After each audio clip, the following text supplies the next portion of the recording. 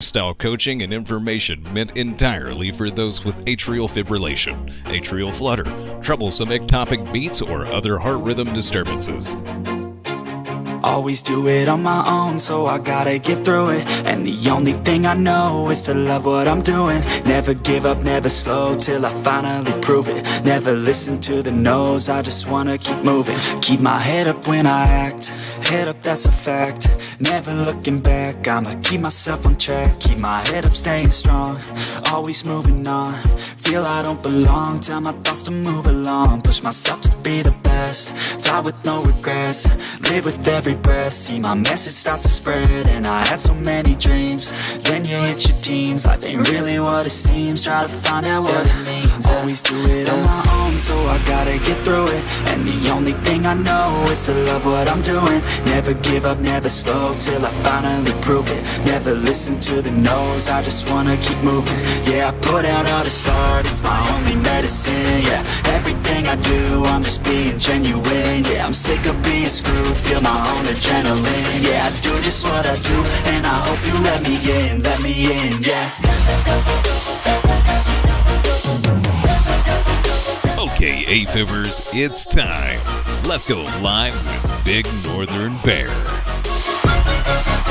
I'm grateful, oh yeah, able, oh yeah, I'm stable, oh yeah, no label, oh yeah, you know me, I have only a path, I'm lonely, but damn, I'm going to I don't want no fake love, I want the real stuff. Everybody listen up, cause I'll only say.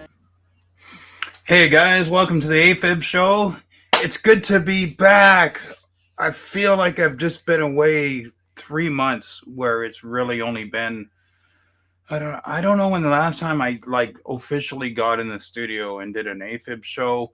I'm a little underprepared tonight because I just wanted to get out there and talk to people. I feel like I've just been cut off from everyone for a little while. I mean, it's just been a crazy summer, right? Like, I went to Switzerland, went to the top of the Swiss Alps, went to Italy, Sorrento, Amalfi. I shared some of the pictures as I went. So if you're on my Facebook groups, or you're following the community tab in my channel by being a subscriber, you probably saw me share a few things. I think I linked a video of this crazy drive around the Amalfi Coast where we were in a taxi, and I got to my picture taken where they filmed the last James Bond movie, and I was also where they filmed Mission Impossible in Venice. It's just been an amazing summer. I mean, so many highs and lows. Just looking over the past couple of years of my life, I mean, this summer was like an encapsulation of the highs and lows. I mean, summer started and everything was just going according to plan. I had the camper. We had decided to sell it. I wanted to be like the first on the market this summer, so I pulled it out just as soon as I could, snow barely off the ground, pulled it out of storage, got it ready, got it sold. That took a couple of weekends to take care of. You know, Europe trip fast approaching, and we're all just excited for that. And then I took a business trip to Montreal in my truck, which is hey man, no, Europe was awesome, man. Europe was awesome. I'm gonna update you on all this tonight. Thanks for tuning in. Yeah, if you're curious, I'm getting into it all. So you all remember me, my early videos, I sat in my truck, and I still do it sometimes. I'd sit in my truck, and it was like my recording studio. I'd mount the camera in the windshield, I'd talk into the camera from my truck, right? My friends say, oh, another truck video. Well, my recording studio got stolen in Montreal while I was there. Someone stole my truck. So I spent half the summer with no vehicle. I had a rental car, but I wanted to return it before our trip to Europe because I didn't want them to settle with me for my truck while I was away. And then you have 24 hours to return the rental. How are you going to do that when you're in Europe? So I just returned it early and just dealt with it all. And a couple of weeks ago, I finally got a replacement vehicle. I got a Honda Ridgeline, which is a smaller truck, but I'm not pulling the camper now, so it's perfect. It's very executive inside. It's a lot less rough around the edges.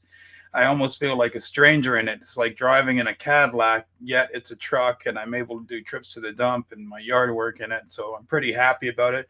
I tried filming a video in it though, and I tried filming a video in it though, and I don't have quite as much room as I had in the Ford F-150, but I think I can make it work. So I think I can return to doing some truck videos. And I just returned from a trip to North Bay, and I took advantage of it. There's a topic I've been wanting to cover for some time, and so I took advantage of the trip to North Bay to talk about it. I'm going to do a video on it. It's a little off topic for the channel, but I think it's going to be a really interesting video, especially for those who think, you know, Canada has free healthcare. I think that video is going to interest you quite a bit. So, and I have a co-star in that video, my mom. So my mom is a guest in that video, and that's kind of exciting because I know she watches every video. So let's talk about it. Okay, how was Europe? Europe was off the hook. Like, Europe was insane. We went to Switzerland on my wife's family farm there in Switzerland with the grapes and the cows and the amazing food. We crossed into Germany for lunch in the Black Forest, walked around the farm, had a big family reunion while we were there. So there was about 80 of us having barbecue. It was just amazing. Then we took the train. We took the train to Florence, spent the night in Florence, walked out on the Ponte Vecchio. I had this amazing dinner that I'll never forget. It was wild boar carpaccio. It was just amazing. Went to Sorrento. We went there for, I think we were there 4 days, 4 nights or 4 days. Anyway, it's all a blur now, but Sorrento, Amalfi, Positano, just so many beautiful sights. Ate so much wonderful food, likely too much food.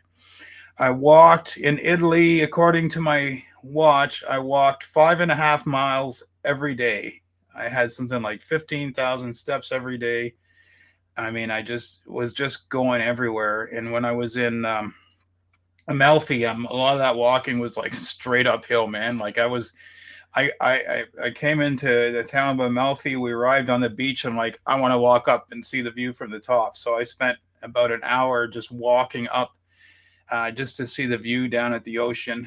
And I felt like I had to walk a lot just to walk off all the Italian meals. The food was insane. Went to Venice. Venice was beautiful. The weather was perfect. It was like 24 degrees Celsius every day. So it was summer, but not too hot. It was just gorgeous in Venice. And, you know, went back to Switzerland for a night or two before we returned to Toronto. And had a nice little surprise waiting for me when I got back to Toronto. I had COVID. Turns out I got COVID somewhere on my trip. And I had it pretty bad. And unfortunately, because I'd been away from work, I didn't really feel like I could afford to take time off, that I'd get too far behind on everything. So I just worked through it. And we had to deal with, I had a lot of stuff going on in the house. We had a lot of renovations, painting, and all this stuff was scheduled. So I just sucked it up. I felt like crap. During this time, I had to get my Holter monitor. So I had my Holter monitor with COVID. And I didn't test positive for COVID till the Holter was done. So until then, I thought I had a cold. And then I found out I had COVID. My Holter monitor showed about 3% of heartbeats ectopic, which is higher than last time, but barely. And 1/3 of those were atrial ectopics, and 2/3 were ventricular. I met also with the electrophysiologist who's going to be doing my surgery. And I walked out of the office with this. It's a Doxaban. It's a blood thinner, so I'll be temporarily back on this. Take 1 tablet by mouth daily for 1 month before your ablation. So, like, it's on, folks. It's on. It's official now. So, the only thing I don't have is a timeline because, I mean, it's all just waiting list based. So he says probably within the next 3 months. So I'm kind of hoping this is done for the new year. I have the ablation and get off all the meds after that. Everyone says the prognosis is great. The EP says he can fix my ventricular ectopic beats, which, as I just explained, is 2/3 of my remaining ectopic beats. He says he can fix them while he's in there. So he seems pretty confident about it. So I said, yeah, go ahead if you can. So he's going to do that. I don't know what type of ablation I'm going to get yet, because about a month before the actual ablation finally gets scheduled, I have to go for, I believe it's a CAT scan, and they're going to look at the shape of my valves, and then they'll decide if they're going to use the cryo or if they're going to use the radio, the traditional ablation where they do the, string of pearls, as Dr. Nick Tulo described it. Because they have to see if I have a nice round valves, he'll do the cryo. Otherwise, he'll do it the older style. He has a high success rate. So, and it's probably the best cardiac clinic in Canada is Hamilton Health Sciences. So I'm just going to put my trust in it and hope for the best. Both my cardiologists and EP say it's a no-brainer that I should go. I've had some challenges, though. It's been a challenging 6 months for me. I mean, I haven't done so well keeping the weight off. It's been really, really difficult. And I'm just being honest. Like, it's hard too, having a channel and being so public about this, admitting that you're stumbling and admitting that you're having a hard time. And just it's just I'm just really having a hard time right now. Just kind of keeping it off and practicing what I preach. It was more so at the start of the summer. Everything just sort of cascaded and got ahead of me, and before I know it, I was heavier than I ever wanted to be again. And so I'm working to take it off. I've had to just sit back, and this week, my wife is just this wonderful lady, and I've been watching her just sort of burn the candle at both ends, and something she's been doing, and she had to go through a really difficult process in her mind, where it was obvious to me and it was obvious to everyone who loved her that she had taken on too much, and now she was starting to come to that conclusion, and she was starting to feel the ill effects of that, and she knew something had to go, and she agonized over this decision for some time. And I'm not very good as an emotional support person, but we got through it. And as soon as she made her decision and started taking action, this you could just see this weight come off her shoulders. And I thought, you know what, I got to do that. And I have to admit that I've taken on too much in the last 6 months, and I'm going to just level with you all right now. I'm just going to give you one of those moment of honesties that you guys thank me for sometimes, or maybe you'll make fun of me. I don't know. But when this channel started to approach 1,000 subscribers, it felt like such a milestone for me. I really just threw myself at it. And, I set my priorities wrong. And once my priorities switched from just being like, just doing everything on time, exactly right for my health, it just started sliding a bit. And just, I made that video about how your old habits come creeping back, and they did. And they're always there waiting for you, man. They're always there waiting for you. Thanks, Greg. Yeah, I know we all stumble, right? We all stumble. Thank you very much. They're always there waiting for you, and they're always ready to reemerge. I mean, these habits that have been set in stone, you've been practicing them for decades. It took decades to get there, and they're not going to go away in a year or two.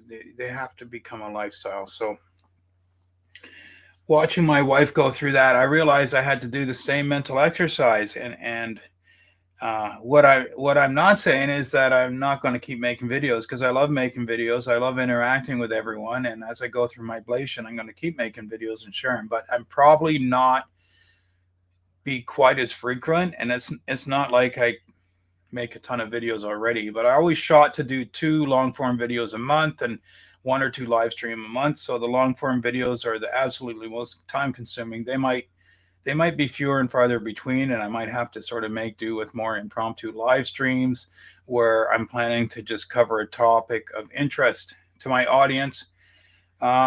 Because until my ablation, my goal till the ablation is just to get as much body weight off as possible without killing myself in the process. just because every pound you lose is literally 1% increase in how likely the ablation is to be permanently successful. So I'm just gonna have one ablation. I'm not gonna have a second. If the first doesn't work, I'm not gonna have a second. This is it. I'm just doing it. And so I'll probably just do some live streams as I go and keep you all updated. And I have a long form video in the pipe now. Like I said, when I travel to North Bay, I have a long form video that I've got all the raw footage for, and I'll just start knitting it together. Um, my career has settled down a bit. I feel like we've come over the hump at work. This crazy time, and I'm starting to feel like now it's normalized for me, and it's always been like that. Whenever I get a new realm of responsibility, I always feel like it's 3 months of panic, and then I get my feet under me, and then suddenly I'm okay with it. And I've always in my career taken on more than I'm probably capable of. I'm kind of a fake it till you make it kind of guy in a way. I'll just say, "Yep, give it to me, give it to me. I'll take any responsibility you give me, and I'll somehow not fuck it up too much until I get good at it." And that's exactly, and but it's stressful, and I'm a bit anxiety ridden. So um yeah, I mean, I just have really myself to blame and myself to be accountable. So back to losing weight and back to focusing on my health, because I'm that the health is really the most important thing. And I mean, God, if I ended up back in an ER overnight right now, I would just really resent myself after how far I've come. Now, my starting weight was 345 when I first went in the hospital with AFib. First time it happened, I was 345 pounds, and I lost about 20 pounds over 2 years just from the walking I did to get my heart rate under control. Did a lot of walking, but I didn't get serious until, I started that big slide in weight loss. And around that time, I started at about 325 pounds. And now I'm at about 260. I was down to 218 at my best. So, like, I've regained a fair amount. No, that's fine. And I just got to look in the mirror and own it and say, this is where I am today. Because, I'm not a big pearls of wisdom guy, but one thing when I did Muay Thai, one expression I really enjoyed was, if you're knocked down 8 times, you stand up 9 times. So just keep doing that. Every time you get knocked down, if you can stand up, stand up. If you can stand up, stand up. Another thing that's kind of happened to me is it's kind of interesting, but it may not seem like it because I always tell people, God bless you, and especially people who have a lot of faith, and I mean it. Like I don't know how I mean that, but for the past 10 years I have been what you would call, I started as an atheist and I became agnostic, and the difference between the two is subtle, where agnostic just leaves room for the possibility of a God, and atheist says there's no God. I went from one to the other. I had a lot of anger with religion when I first became an atheist. I had a lot of anger and resentment. And I believe now, looking back, it was mischanneled. It really wasn't religion I was mad at, or faith, or people who practice religion. It was just really, I just had a lot of anger from, a difficult time growing up, losing my father when I was young.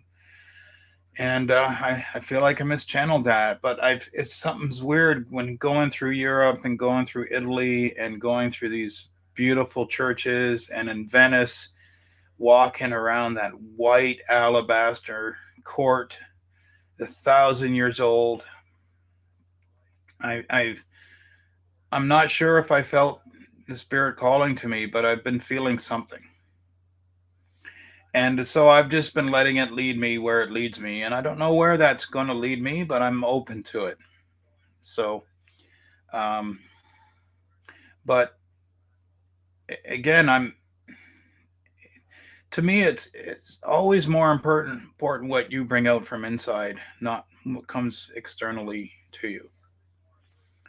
So it's been a real life journey that I've been on in the last couple of years, and for most of it, you've all been there with me, and I hope you keep making it with me. And I'm really grateful to have you all, and even tonight, Greg, your comment, Debbie, right? Less is more. Keep the faith. Do what makes you happy. Yeah, and healthy. I mean, for me, healthy and happy go together, right?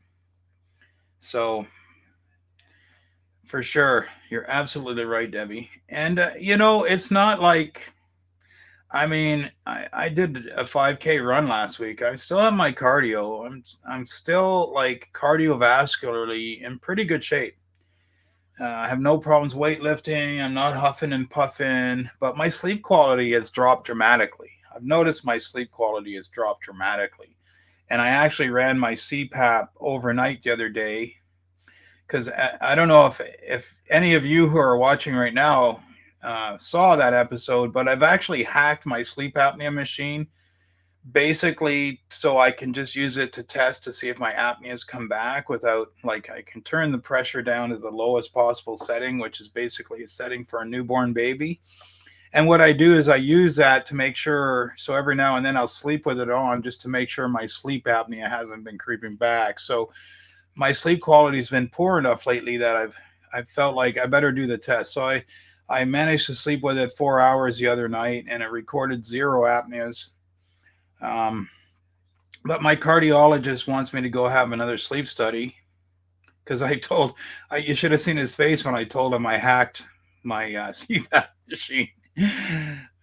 But I agreed to go for another sleep study. I said my problem is they won't take me. The sleep clinic here won't give me another study. They're not interested in people who have gotten better. They're only interested in people who stayed sick, and that's my theory on that. So I said, if you can get me in, I'll do the study. Ray, just had my second ablation. Went well, man. I'm glad to hear it. Which country are you in? Can I ask? God, to get two ablations here in Ontario right now would probably take 3 to 4 years. It's just the healthcare system just so backed up. It's just ridiculous. I'm glad it went well. How long ago was it? And do you think this time it did the trick? Details. I'm curious. I'm doing one for sure. I don't think I'll do a second. I feel like they tell me there's an 80% chance that one will be enough. So if I get the second one, I don't know. I'll assess the odds at that point in time. You're Minnesota, USA. Yeah. So I mean, you can access an ablation and quicker down there if you have the insurance and or the money, right? So here we're doesn't matter how much money you have, we all have the same insurance and we all wait in the same line. So it's kind of a pain. I mean, when Dr. Nick did the show with me, he said, "Oh, you want ablation? You can come. I'll do it Monday." But we don't have insurance that lets us go to another country. So, and I can't afford the cost of an ablation in the USA, unfortunately. So,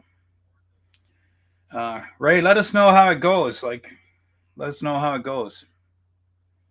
Let us know if you need a third or if two seem to do the trick. So I've been keeping in touch with Big Said. I want to get back. Big Said, if you're watching, bro, we got to get you back on the channel. We got to get Steve on here. Both Steves. We got Steve Champion, and we have Steve Lake, and we'll probably get Travis back on. I want to touch base with some of the previous guests and get people on, and just especially the audience really resonated with that. We had a couple of great ladies. We had Dr. Lucinda came on. We had Karima who talked about her SVT. I don't want to leave anyone out, so just give me a second. I'm just going to check. That was the live streams, but I've been pre-recording interviews with guests.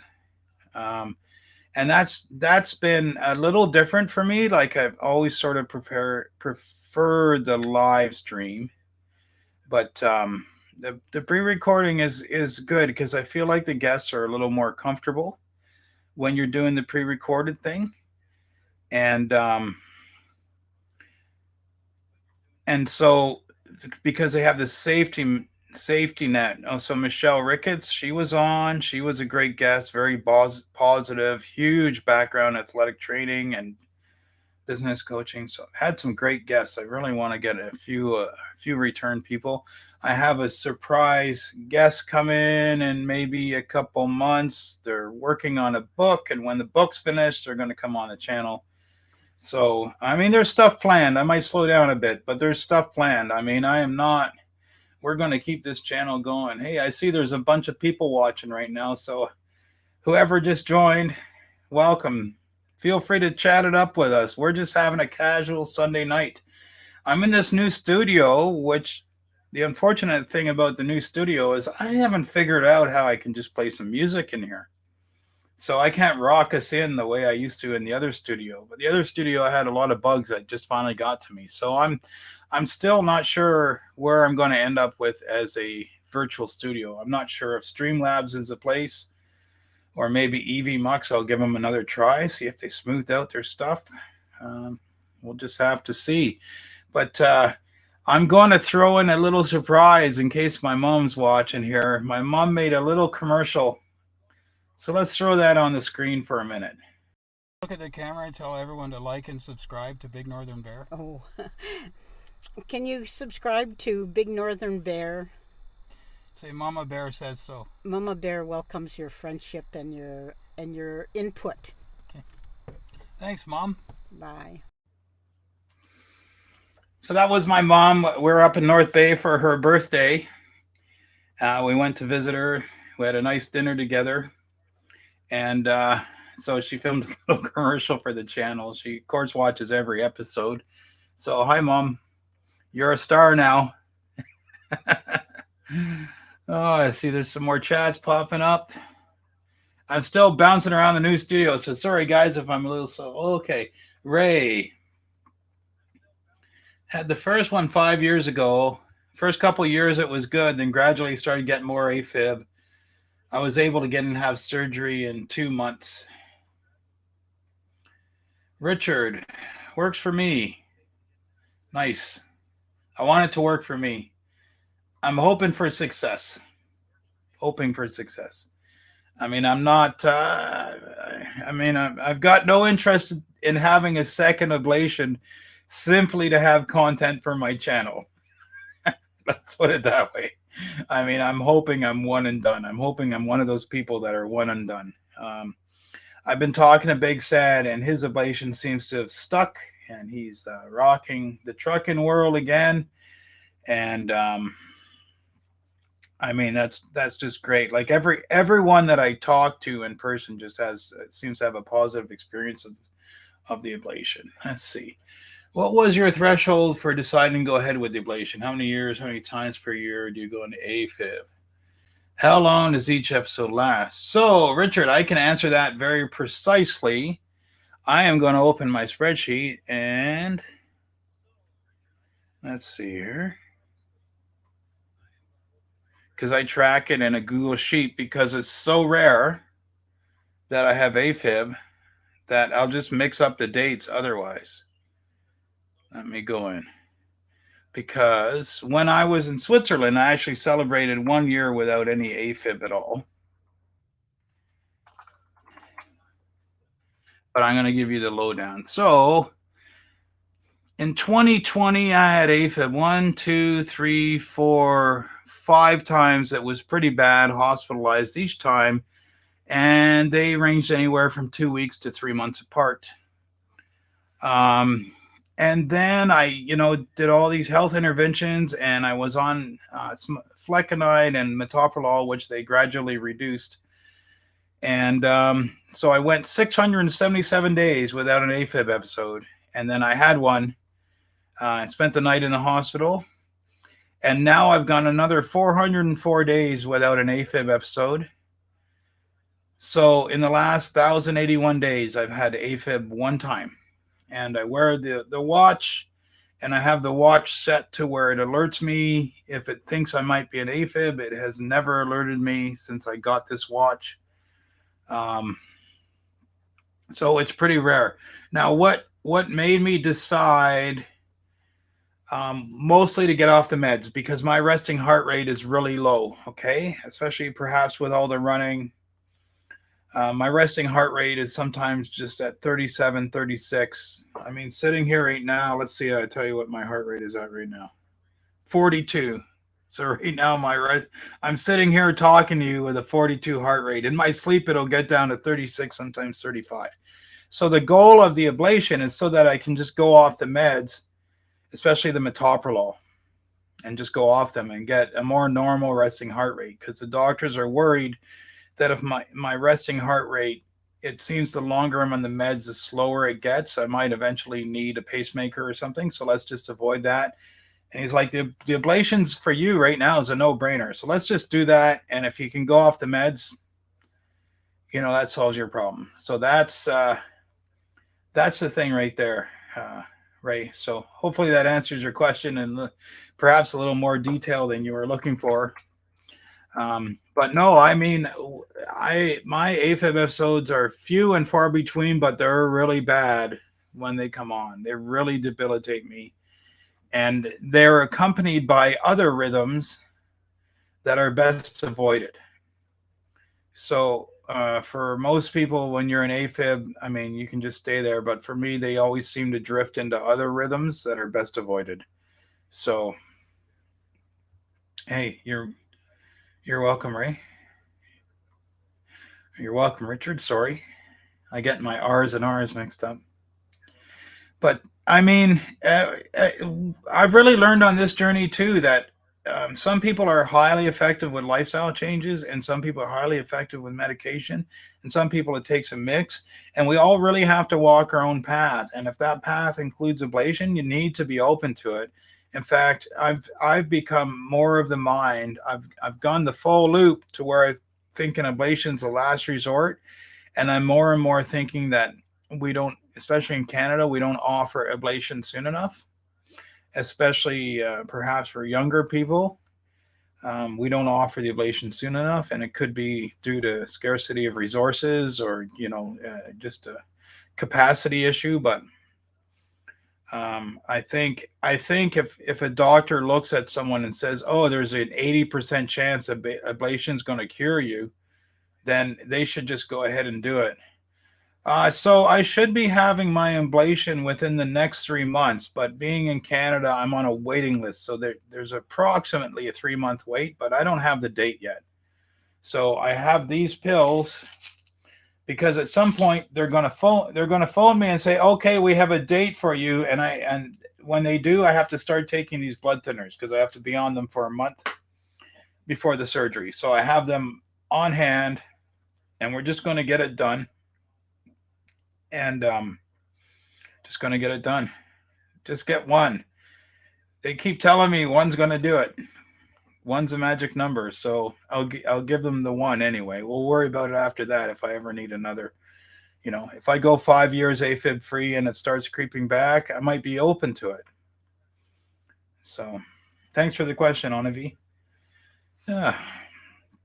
Well, guys, I mean it's been just a crazy summer. I'm actually looking forward to fall because things get back into a routine. The kids are back in school.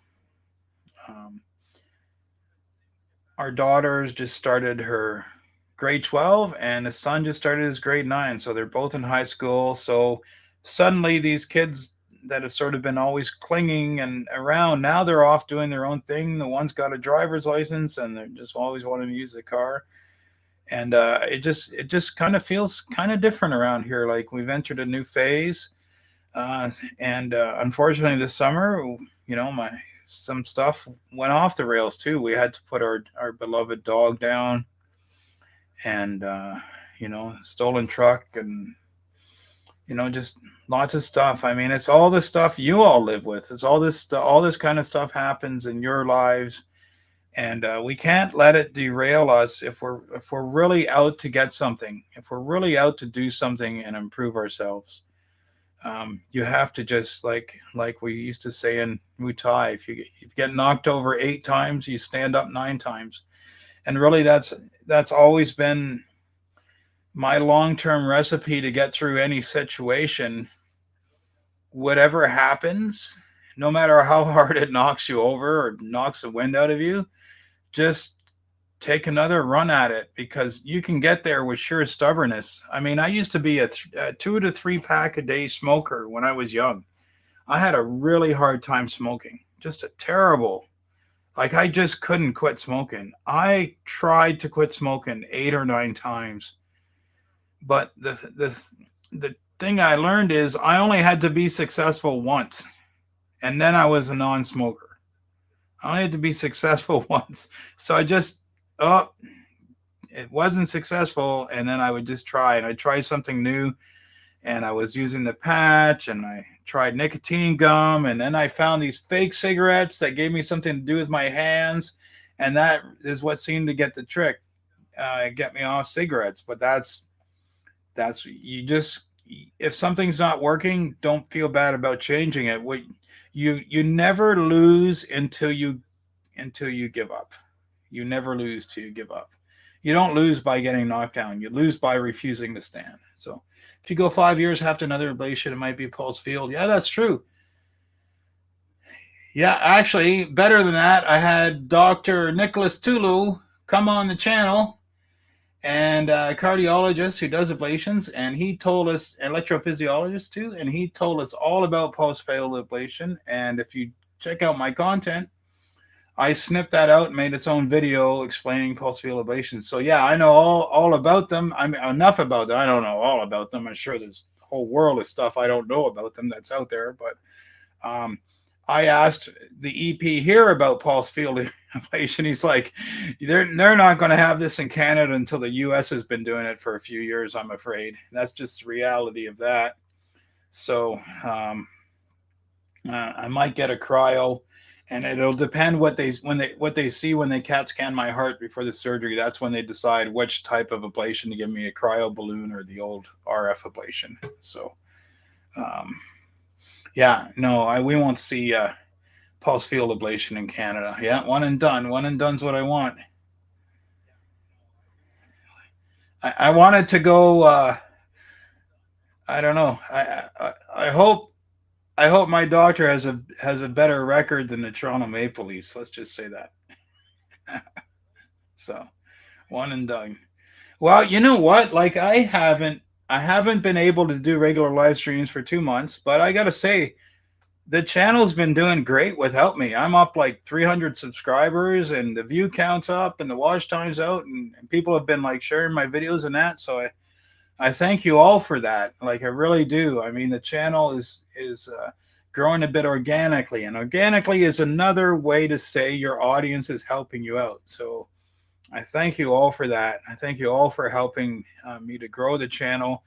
I'm going to start spitting out these longer form episodes probably more often once the ablation's done, but I'm still going to spin out some of the stuff into Ticker Talks podcasts. So if you like to listen to podcasts, you can subscribe to my podcast, Ticker Talks. And some of the stuff I put there is a little broader cardiac health.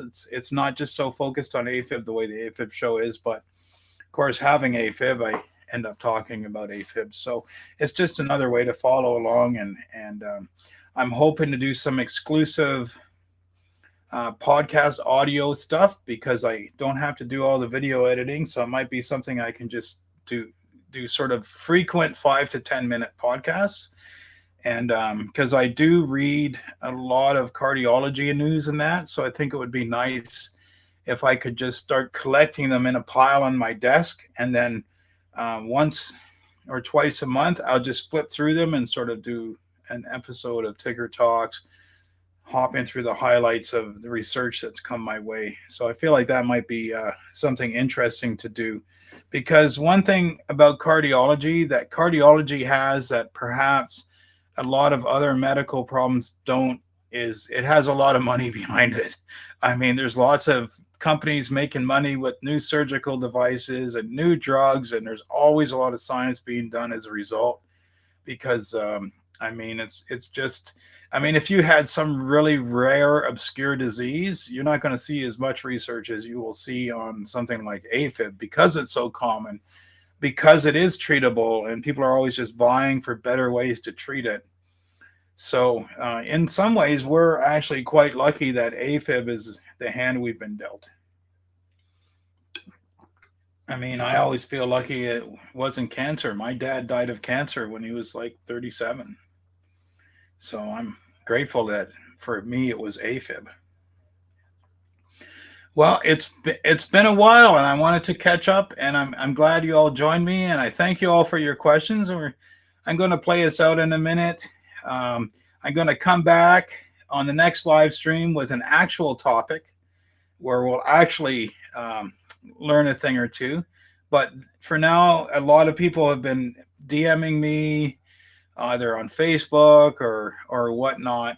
I'll just remind you all that you can sign up. You can go to my website and sign up for email alerts, so you'll never miss content no matter where I put it. Join my emailing list. I mean, I don't use it for marketing purposes. I just always use it to alert videos. And so join that. Check out the website, tickertalks.ca or bignorthernbear.com. And you can find it there. And yeah, thank you, Greg. Thank you, Richard. Thank you, Gail. Gail, you're tuned in earlier. You said you'll watch it on rewind after. So thank you, Gail, Anavi, Karujin. I'm sorry if I pronounced the name wrong. Sometimes I can't tell if it's a screen name or a real name. Debbie, it's been great having you all, and I really appreciate your comments and questions. And let's rock out the rest of the year together, folks. Let's just get down. Let's see. Oh, okay. Choo-choo, we have time for another comment here. I just want to say I've been tormented with PVCs for 5 years. Oh, yes. I know your pain. 5 years, countless visits to different cardiologists, ER, etc. The only thing that helped me big time was cutting out sugar and carbs. Not fully in a keto diet, but this helped me big time. Yeah, I really believe that controlling blood sugar swings, however you do that, is super beneficial just for your heart in general. I also know that there's a lot of metabolic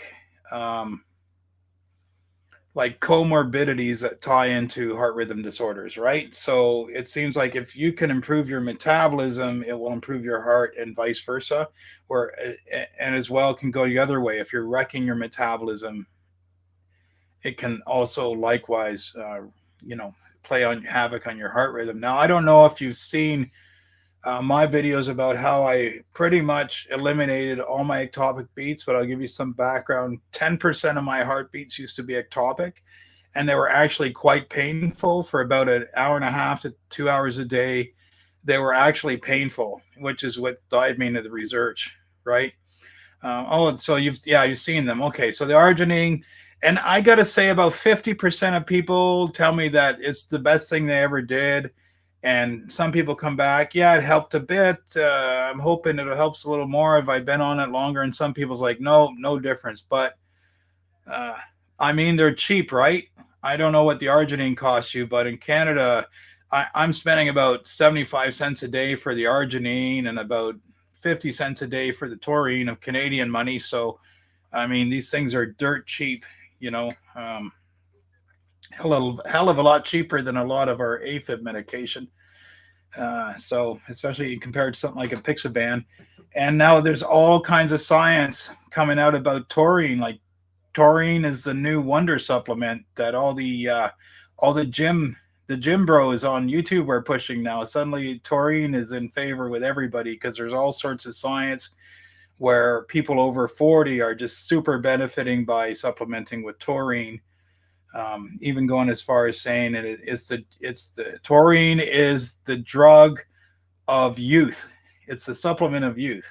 So, oh no, you don't have to thank me. I just found what's already there. I get a little bit of help on research from ChatGPT though, because that's a time saver for me. So I give ChatGPT some credit for helping me compile some research. And the Bing search tool, it's not so great. I don't know why. The ChatGPT has been disconnected from the internet for 3 years. I find it's more useful than that Bing thing. But I also get like viewers like Gail will forward me articles. So if you guys get interesting articles in your own research, send them along, because I want to share them, and I have a bit more reach than you have perhaps. So I'm happy to share them. I'm always looking for stuff to post in my groups. But I'm just one guy, right? So if you can help me out and you find something that works for you as well for those ectopic beats, because I think that's the thing that bothers people most of all, just send it along. So have you ever had a Holter study and had it measured and see how many ectopics you're having in a day? I was at about 12,000 a day, and that's with a super slow heart rate. So they were quite painful. Yeah, it's... Hey, there's Big Set. Hey, bro, we were talking about you. I don't know if you heard. If your ears got itchy. How's it going, man? Just catching everyone up. Not that many, 500 or so. You know what though? But if they're intense and they bother you, 500 can really seem like a lot. Like, you think about it, 500 is basically 10 minutes of possibly painful or scary palpitations, right? So a lot of it is subjective. Like, if you went to psychology or cardiologist and you have 500 a day, you'd be like, that's nothing. That's nothing. But what's it impacting on your quality of life? So yeah, great. Yeah, you're doing well, man. I'm so glad. I'm hoping to have my ablation within the next 3 months. So I've got the meds. I'm on standby with the meds. So when they call me and give me a date, I start taking these blood thinners and prep. So let's do it. I want to get off my heart medications like you did.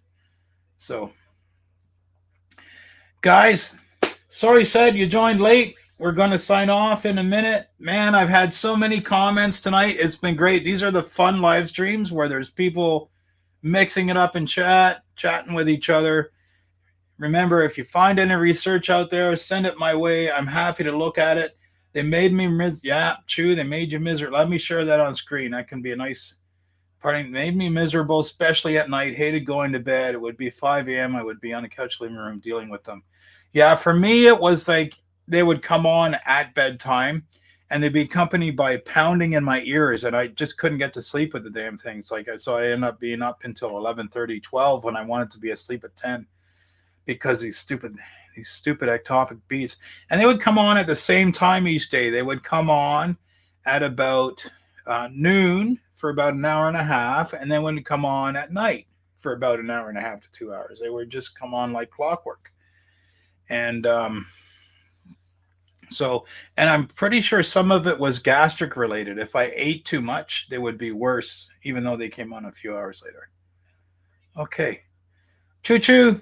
Thanks for sharing, everybody. Everyone who came in tonight. So glad to have you.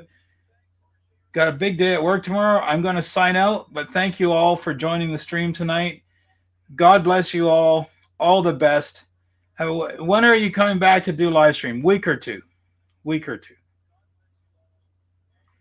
two. Won't be long. Now that I'm geared up again. So thanks, everyone. I'm going to play us out. You all have a great night and a great week ahead. We're broken, it's tragic, we're not all elastic, but maybe there's magic, believe you could have it. And I know of sadness, the anxious and panic, the infinite vastness of all that is blackness.